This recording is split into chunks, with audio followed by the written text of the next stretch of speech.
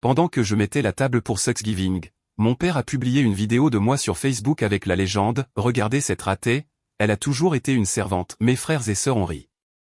Je me suis mise en colère et je suis parti.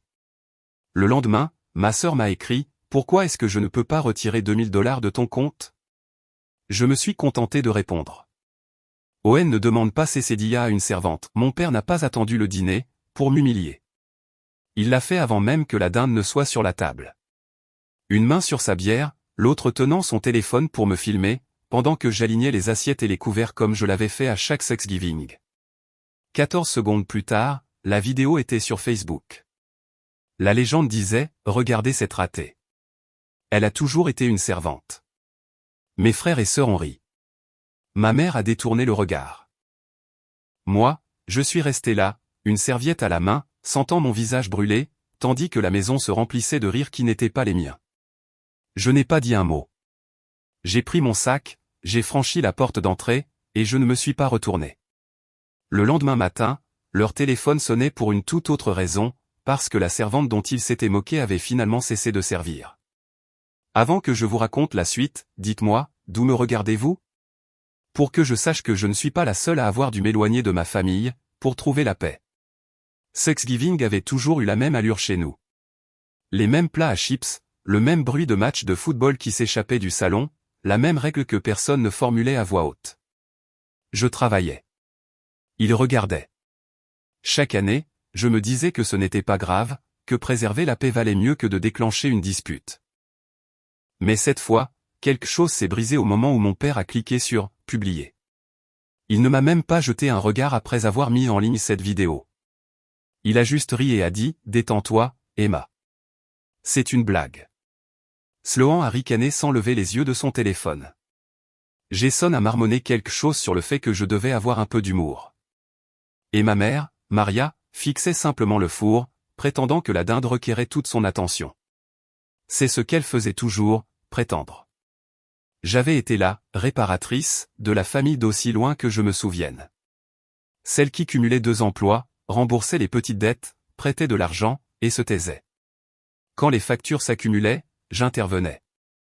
Quand ma sœur était à découvert, je couvrais. Quand mon père voulait un nouveau barbecue, je le commandais avec ma carte. D'une manière ou d'une autre, la responsabilité s'est transformée en servitude. Ce soir-là, assise seule au comptoir de la cuisine de tante Ruth, j'ai finalement regardé la vidéo. 14 secondes. Pas de musique, pas de contexte, juste moi, pliant des serviettes. Avec la légende qui brillait en dessous. Regardez cette ratée. Elle a toujours été une servante. Les commentaires étaient encore pires. Des émojis qui pleurent de rire, des cœurs de la part de gens que je ne connaissais même pas. Mon frère avait commenté, au moins, elle est douée pour quelque chose, et Sloan avait répondu avec des visages hilars. Même un cousin s'y était mis, c'est du grand Emma, elle n'arrête jamais de travailler. J'avais passé ma vie à être utile. Mais l'utilité n'est pas synonyme de respect. Ruth n'a pas dit grand-chose quand elle m'a trouvé en train de regarder la vidéo. Elle m'a juste tendu une couverture et a dit « Tu ne leur dois pas une seconde de plus ». Pour la première fois depuis des années, j'ai cru que quelqu'un était sincère. Je n'ai pas dormi. Je suis resté assise près de la fenêtre, à regarder la lumière du lampadaire vaciller sur l'allée. Mon téléphone n'arrêtait pas de vibrer. Des SMS de Jason, de ma mère, et même de mon père, chacun plus court et plus froid que le précédent. Aucun d'entre eux ne disait désolé. Pas un seul ne demandait si j'allais bien. Au matin, quelque chose en moi avait changé. Ce n'était pas vraiment de la rage. C'était l'absence de rage. Comme ce moment après une tempête où tout est calme, mais où l'on sait que le monde n'est plus le même. J'ai fermé mon ordinateur portable, fait glisser mon téléphone sur le comptoir, et j'ai murmuré pour moi-même, ils peuvent rire autant qu'ils veulent. J'ai fini de jouer la servante. Le lendemain matin, l'air semblait assez vif pour couper court à toute pensée. Je suis sorti avant le lever du soleil, portant encore le jean de la veille, sous un ciel meurtri de gris. Le porche de Ruth sentait le café et la pluie. Elle n'a pas demandé ce qui s'était passé. Elle en savait déjà assez. C'est ce qui rendait la respiration plus facile. Pas de questions, pas de faux semblants, juste le silence. Vers 8 heures, mon téléphone a de nouveau vibré. Sloan, son nom éclairant l'écran comme une décharge statique. Le message était court, pourquoi je ne peux pas retirer 2000 $ de ton compte? Pas de bonjour, pas d'excuses, aucune mention de ce qui s'était passé la veille. Juste un sentiment de droit, brut et désinvolte, comme si elle me demandait de lui passer le sel. J'ai fixé l'écran si longtemps que les mots sont devenus flous. Puis j'ai ri, un rire sec et sans joie qui m'a surprise moi-même. J'avais fermé le compte joint quelques heures plus tôt, transférant chaque dollar que j'avais économisé sur un compte privé. Après la publication sur Facebook, après le silence, après des années à être celle qui payait, nettoyait et pardonnait, j'ai enfin compris. Ils ne m'aimaient pas pour qui j'étais. Ils m'aimaient pour ce que je faisais pour eux. Sloan a envoyé un autre message. Tu es sérieuse? J'ai besoin de cet argent aujourd'hui. Puis un autre. Tu es incroyable. Quelle amertume. Mes doigts ont survolé le clavier, mais je n'ai pas répondu. À la place, j'ai fait défiler nos anciens messages, des années où elle m'empruntait de l'argent, où j'acceptais. Des billets de concert, des réparations de voitures urgentes, un dîner d'anniversaire qu'elle avait promis de partager, mais ne l'avait jamais fait. Tout était là, un enregistrement numérique de chaque fois où j'avais dit oui, alors que j'aurais dû dire non. Ruth est entrée en resserrant sa robe de chambre. Debout de bonne heure, a-t-elle dit doucement. Je crois que je viens de me réveiller d'un très long rêve, ai-je répondu. Elle n'a pas insisté pour avoir des détails, se contentant de hocher la tête, comme si elle comprenait exactement ce que je voulais dire. À midi, le message de mon père est arrivé. Tu as toujours été dramatique. Grandis un peu. Celui-là ne m'a pas fait mal. Il confirmait tout ce que je savais déjà. Le même homme qui m'avait filmé comme une blague ne pouvait même pas feindre le remords. C'était presque libérateur. J'ai ouvert mon ordinateur portable, j'ai commencé à trier mes finances, à organiser les factures et les relevés. Les chiffres me ramenaient à la réalité. C'était la seule chose qui avait du sens, ce qui était gagné, ce qui était dû, ce qui était à moi. Mes économies s'élevaient à 21 364 $. Chaque centime représentait une partie de moi-même qu'il n'avait jamais estimée. Je ne ressentais plus de colère. La colère était bruyante, désordonnée. Ce que je ressentais était plus froid, plus silencieux, comme le calme juste avant un feu contrôlé. Ce soir-là, j'ai tout noté. Les dates, les captures d'écran, les notes. Pas parce que je préparais une vengeance, mais parce que j'avais besoin de preuves que tout cela s'était produit, que je n'avais pas imaginé ce schéma. Avant de me coucher, j'ai posé mon téléphone face contre la table et j'ai murmuré dans le noir, « Je ne suis plus votre servante ». Ce n'était pas une déclaration. C'était un fait. Le dimanche matin, le silence venant de cette maison a commencé à peser plus lourd que n'importe quelle insulte. Pas d'appel, pas de SMS, pas même de fausses excuses, juste le silence, celui qui bourdonne après une tempête. Je n'attendais plus un rameau d'olivier.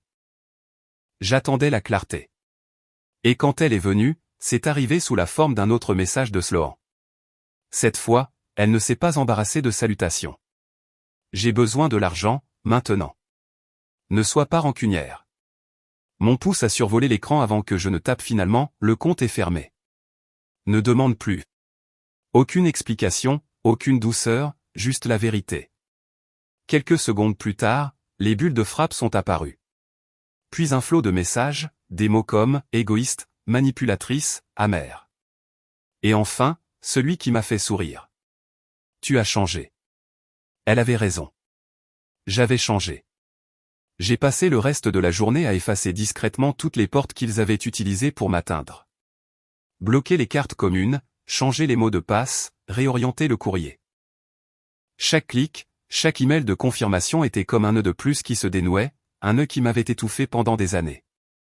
Ruth a remarqué les papiers étalés sur la table de la salle à manger. « Tu fais le ménage ?» a-t-elle dit. « Plutôt une expulsion de fantôme », ai-je répondu. Elle a esquissé un demi-sourire. « Bien. Il était temps. » Ce soir-là, j'ai commencé à creuser plus profondément, non par rancune, mais par curiosité. J'ai consulté mon rapport de crédit, une chose que je n'avais pas vérifiée depuis des mois. Mon estomac s'est noué pendant le chargement de l'écran. 2 cartes de crédit, toutes deux à mon nom, une ouverte avec un solde de 2400 $, une autre fermée avec des paiements manqués. Je n'avais jamais ouvert ni l'une ni l'autre. La pièce semblait plus petite. Pendant une longue minute, j'ai juste fixé les chiffres, mon pouce accélérant. Puis j'ai tout imprimé, j'ai glissé les pages dans un dossier et j'ai écrit sur la couverture « Preuve ». Je suis entré dans le salon de Ruth et Daniel, la lueur de la télévision vacillant sur leur visage. Il a utilisé mon nom, ai-je dit d'un ton neutre. Ruth a coupé le son de l'émission. Qui ça? Mon père, au moins 2 fois, peut-être plus. Daniel s'est penché en avant, la voix calme mais ferme. Alors, tu rassembles tout. Absolument tout. On verra quoi faire ensuite. Il n'y a pas eu de cri, pas de chaos, juste un plan clair. C'était étrange de voir à quel point la justice pouvait paraître sereine, quand elle vous appartenait enfin. Plus tard dans la nuit, j'ai ouvert mes messages une dernière fois. Un autre SMS de Sloan clignotait à l'écran. Pourquoi tu fais ça? On est une famille. J'ai répondu en 3 mots. Ne demande plus. Puis j'ai ajouté une autre ligne, 5 mots qui n'étaient pas prévus mais qui semblaient parfaits. Ne demande pas à une servante. J'ai appuyé sur envoyer. Les mots flottaient dans l'air, comme un miroir tourné vers son créateur. Pour une fois, le silence n'était pas du vide. C'était du pouvoir. Je n'ai attendu les excuses de personne. Le matin après avoir dit à Sloan de ne plus rien me demander, j'ai tout étalé sur la table de la salle à manger de Ruth, les papiers, les captures d'écran, les relevés, la preuve d'une vie passée à payer pour des gens qui m'appelaient une servante. Chaque page racontait la même histoire, il prenait, je donnais. Et quand j'ai arrêté, je suis devenue la méchante. Daniel était assis en face de moi, lisant en silence. Quand il est arrivé aux 2 cartes de crédit sur mon rapport, une ouverte, l'autre fermée avec des paiements manqués, il n'a pas semblé surpris. Il a juste hoché la tête une fois, comme quelqu'un le fait lorsque la vérité correspond enfin à ce qu'il soupçonnait depuis des années. Ruth a appelé une avocate, recommandée par son ami. Le bureau était petit, avec des murs beiges et une odeur de café éventé, mais la voix de l'avocate était calme, factuelle. Avez-vous autorisé ces comptes? Non. Avez-vous des preuves? Oui. Elle a rédigé une liste qui ressemblait plus à un plan d'action pour la justice. Déposer des plaintes pour fraude. Geler le crédit. Avertir la banque. Contacter les proches. Cela ne ressemblait pas à une vengeance. Cela ressemblait à une réparation. Cet après-midi-là, j'ai tout fait. Chaque formulaire, chaque appel téléphonique, chaque mot officiel qui sortait mon histoire des ragots familiaux pour l'inscrire dans les archives judiciaires. Chaque email de confirmation était un autre nœud qui se dénouait. Quand je suis rentré à la maison, une nouvelle conversation de groupe était apparue sur mon téléphone. Jason, Sloan et moi. La première photo m'a coupé le souffle. Mon ancienne chambre, les tiroirs arrachés, le miroir brisé. La légende de Jason, jour de nettoyage. Puis Sloan, tu aurais dû prendre tes affaires. J'ai fixé l'écran jusqu'à ne plus rien ressentir. Ruth s'est penchée par-dessus mon épaule et a pris sa propre photo de la scène. Ne supprime rien, a-t-elle dit.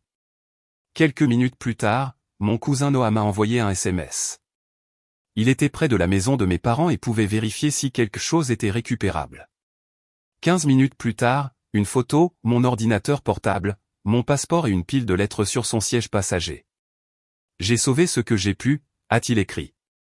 Je lui ai dit de ne pas y retourner.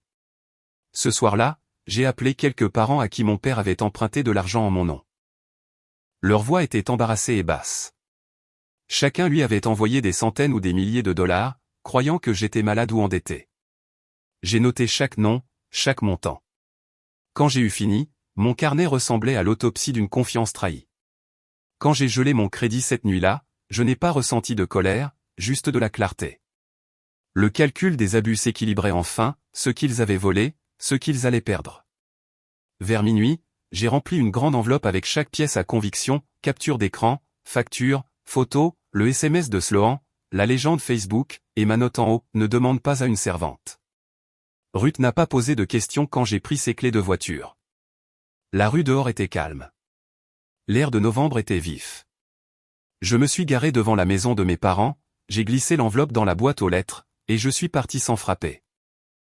Cela ne ressemblait pas à une vengeance. C'était comme refermer un livre. Le lendemain matin, un email est apparu d'un nom inconnu, le patron de mon père. Il avait vu la vidéo Facebook avant qu'elle ne soit supprimée. Il a écrit « Je voulais juste vérifier si vous alliez bien. » Pas de jugement, pas de leçon, juste ça.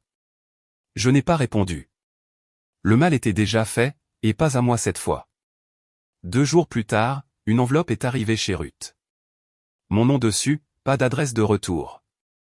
À l'intérieur, 2 vieilles photos, moi, bébé, dans les bras de Maria, et une autre de moi en camping, le bras de Victor autour de moi.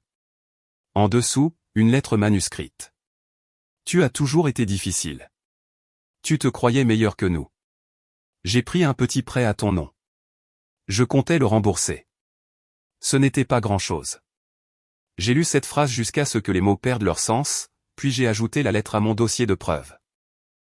Les gens avouent toujours, quand ils pensent que la confession les sauvera. Ce ne sera pas le cas. L'avocate a confirmé ce que nous savions déjà. La lettre était un aveu. Elle a parlé calmement, décrivant le processus, plainte déposée, enquêtes ouvertes, banque contactée. Elle a dit que cela pourrait prendre des semaines, peut-être des mois, mais que ça tiendrait.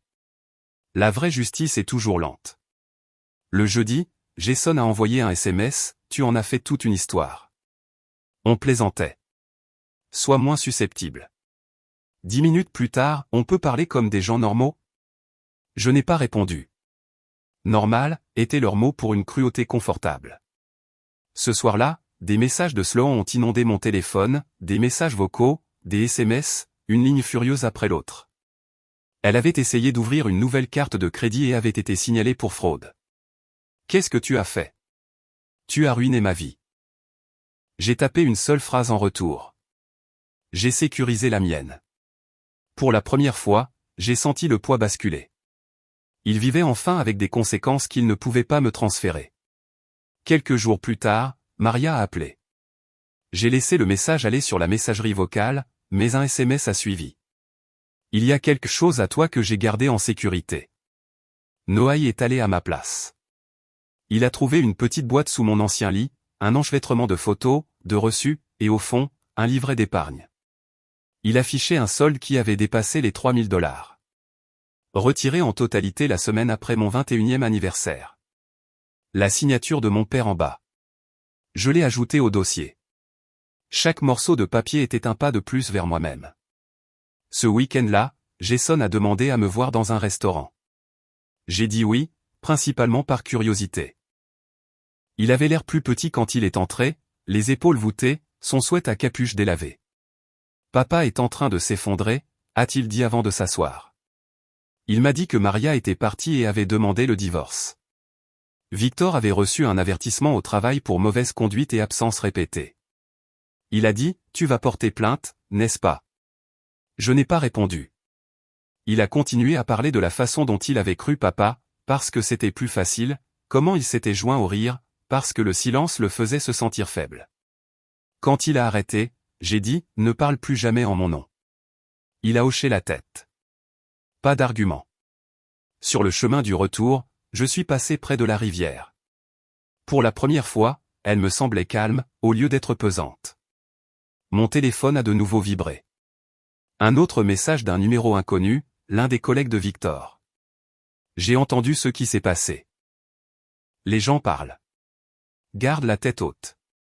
L'ironie ne m'a pas échappé. Mon père voulait que le monde se moque de moi.